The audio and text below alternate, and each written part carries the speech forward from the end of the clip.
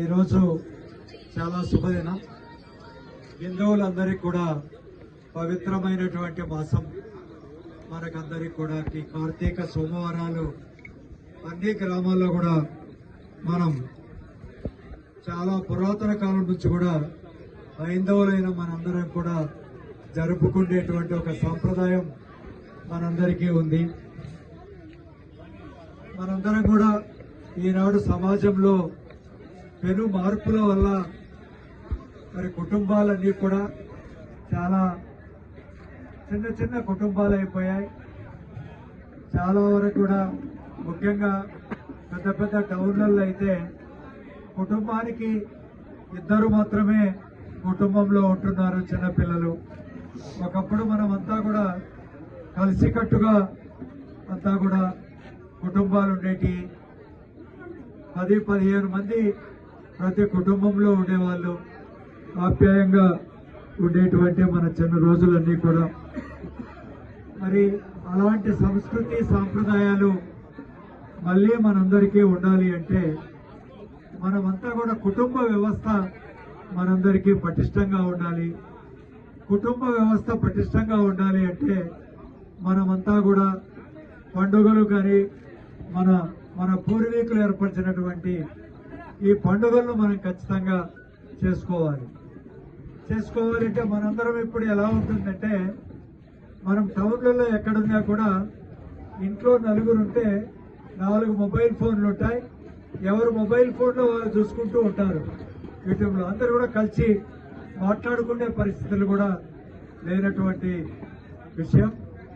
At least ఇప్పుడు ఇలాంటి ఒక ఘాట్లు మనం ఏర్పాటు చేసుకొని ఇక్కడ ఏదైనా పవిత్ర మాసంలో మరి మనమందరం కూడా ఒక వనభోజనాలు అనేటువంటి సాంప్రదాయాలు కూడా మనకు ఉండేటి. నిజానికి బద్వేల్ పట్టణం టౌన్ చాలా దగ్గరగా ఉంది కాబట్టి భవిష్యత్తులో బద్వేల్ మండలానికి సంబంధించిన వాళ్ళే కాకుండా మున్సిపాలిటీ వాళ్ళకు కూడా చాలా దగ్గరగా ఉండేటువంటి మరి ఒక అవకాశం నిజానికి ఉంటుంది. ఏదైతే ఇప్పుడు ఈ సగిలేరు నిజానికి మనకు అతి పవిత్రమైంది మన బద్వేల్ నియోజకవర్గానికి. మిగతా వాళ్ళకు కృష్ణా గోదావరి ఎక్కడో సర్కార్ ఏరియాలో ప్రవహిస్తున్నప్పటికీ కూడా మనకు కూడా పెన్నా కుందు ఉన్నప్పటికీ కూడా మన బద్వేల్ నియోజకవర్గానికి సగిలేరు. ఒకప్పుడు పూర్వం ఈ సగిలేరు అక్కడ కలసపాడు దగ్గర నుంచి ఇక్కడ అట్లూరు మండలం వరకు మన 7 మండలాల్లో మరి ఈ ఏరు వ్యాప్తి చెందింది. ఒకప్పుడు ఈ సగిలేరు కూడా ఎండిపోయి ఎక్కడ కూడా నీళ్లు లేకుండా ఉండే పరిస్థితి.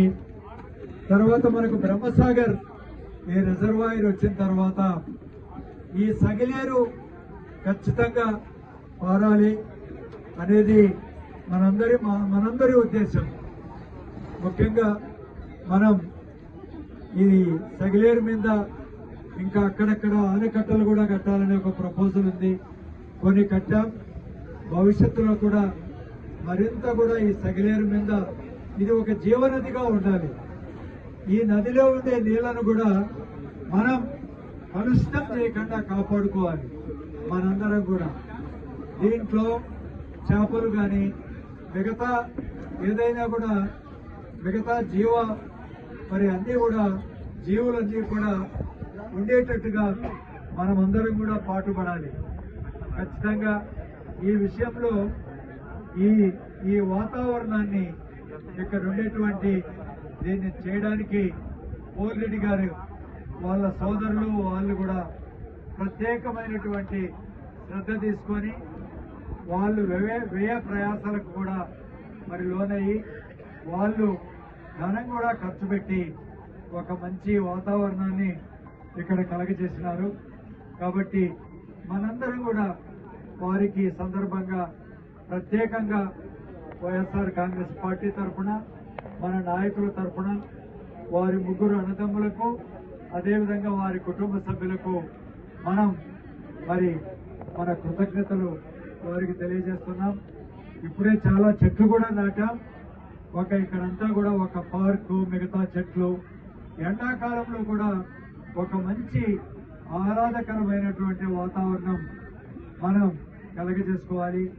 భవిష్యత్తులో మన ఆశయం అంతా ఏంటంటే ఈ సగిలేరు ఒక జీవనదిలా ఎప్పుడు కూడా పారేటువంటి మరి ఒక నదిలా మనందరం దీన్ని చేసుకోవడానికి పాటుపడాలి.